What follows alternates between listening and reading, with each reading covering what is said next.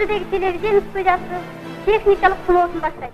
Кыргыз тили көрсөтүүсүнүн таржымалы узун жана ал кыргыз мамлекетинин түптөлүсүнө маалыматтык жактан камсыздоо жана мамлекеттик идеологияны колго алган бирден бир ишеничтүү жана күчтүү курал болуп келет. Мен бүгүн жалпы телерадио корпорациянын кызматкерлерин, операторлорду, телеведущийлерди жана жалпы кызматкерлерди ушул кесиптик майрам менен куттуктаймын. Ушулардын бардыгынын иштеринде кыргыз элинин тарыхын, кыргыз элинин бүгүнкү социалдык экономикалык өнүгүшүн элдин талабына ылайык жүргүзүп заманбап берип аткандыгына булардын иштерине, күжүрмөн эмгегине мен чоң ийгиликтерди каалаймын. Телевидение боюнча айтып кете турган болсок, 1957-жылдын ноябрь айында Фрунзе шаарында Алмата телестудиясынын программаларын алып көрсөтүүчү телевизиондук эң биринчи ретранслятор коюлган экен. Ал эми 1958-жылы ошол баягы декабрь айында Фрунзедеги телеборбордун курулушу толугу менен айыктап, биринчи жолу суноо иретинде баягы 10 мүнөткө жетпеген баягы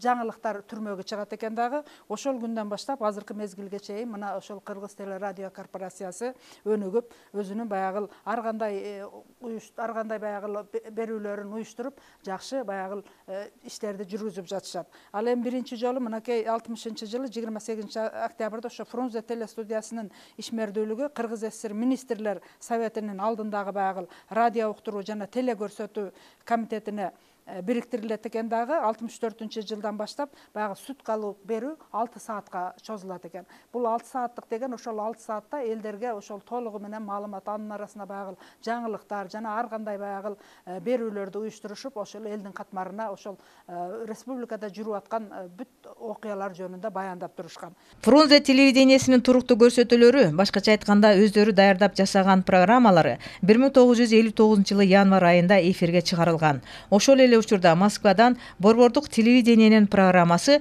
кабелдик жана радио релейлик станция аркылуу Фрунзе теле борборуна берилип турган. Ал эми 64-жылдан баштап баягы суткалык берүү дагы жакшы жолго коюлуп, 98-жылдын 1-январынан болсо Кыргыз телевидениясынын суткалык программасынын коюлушу 17 саатка жетиптир. Бул 17 сааттын ичинде баягы адамдар баягы суткалык мезгилде баягы республикада кандай жаңылыктар болуп жатат, кандай уюштуруулар болуп жатат, анын арасында бир катар баягы студиялар өздөрүнүн баягы программаларын чыгарышып, баягы ойордо, замана, баягы дагы бир катар баягы телеберүүлөрдү уюштурушуп, ар ким өзүнүн автордук телеберүүлөрүн уюштурушуп, ошол элдерге баягы элдердин эмгектин алдыңкылары менен тааныштырып, жалпы жана болсо жаңылыктар менен тааныштырып, ошондой эле баягы элге шык берүүчү, дем берүүчү ар кандай программа, мисалы үчүн спорттук оюндарды уюштурушуп, ошонун бардык жөнүндө баягы көп тармактуу берүүлөрдү уюштурушкандагы Кыргыз элинин баягы көп тармак менен баягы тааныш болушкан. Өткөн кылымдын аягында телевизиондук технология алда канча алдыга кетти.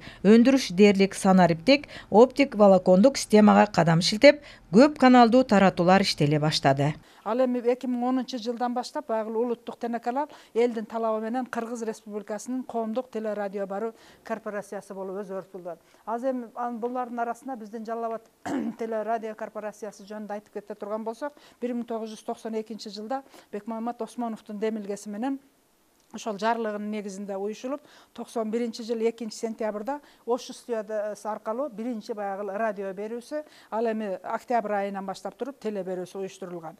1992-жылдын май айынан баштап булар өз алдынча теле берүүнү уюштуруп, мына азыркы мезгилде биз Жалал Абад медиа борбору аркылуу бир топ кызыктуу баягы теле баяндарды, жанагы Жалал Абад областындагы кайсыл аймактарда, алыскы аймак болобу, жакын аймак болобу, кандай баягы орчундуу иштер жүргүзүп атат, кандай маселелер бар, же болбосо баягы экономикалык жактан, же болбосо башка жактан бүт бардыгын, анан ар кандай баягы иш-чараларга байланыштуу дагы булар өздөрүнүн баягы теле берүүлөрүн тынбастан баягы уюштуруп келишет. Ошондуктан мына биздин Жалал Абад теле медиа борборуна биз иштерине ийгилик каалайбыз. Бүгүнкү кесиптик кызматы менен дагы бир жолу куттуктаймын. Биздин Жалал Абад областынын эли ошо Жалал Абад регионунда гана эмес, башка региондордо дагы болуп аткан ар кандай кабарлар менен өз убагында таанышып, кандай баягы иш-чара болсо ошол жөнүндө биз маалымат алып келип жатабыз. Ошондуктан дагы бир жолу мен булардын ишине чоң ийгиликтерди каалаймын.